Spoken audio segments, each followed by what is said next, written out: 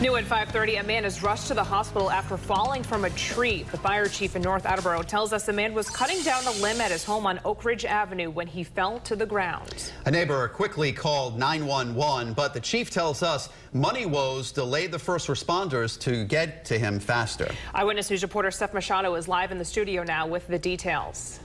Well, the fire chief says firefighters were nearly crushed by a tree limb while they worked to save a man's life. Now he's speaking out about the impact of closing fire stations. A harrowing situation for firefighters. North Attleboro Chief Ted Joubert says 3 of his crews worked diligently on a 67-year-old man who fell out of a tree while a partially sawed-off limb dangled precariously above. While attending to him, the limb started to crack. Joubert says the man fell 25 feet from a tree on Oak Ridge Ave while he was trimming a limb. That same limb snapped while paramedics worked to save his life right underneath.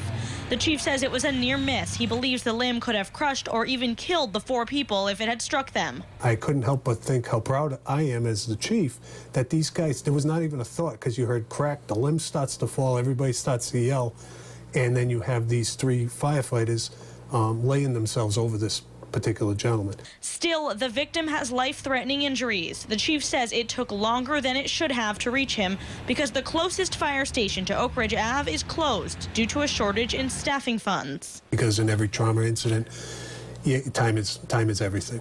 A frustrating situation for the North Attleboro Fire Department. To know that we could have been there in 2 to 3 minutes and it's 8 minutes, it's a long ride. Especially when you know a 67-year-old gentleman's laying on the ground waiting for you.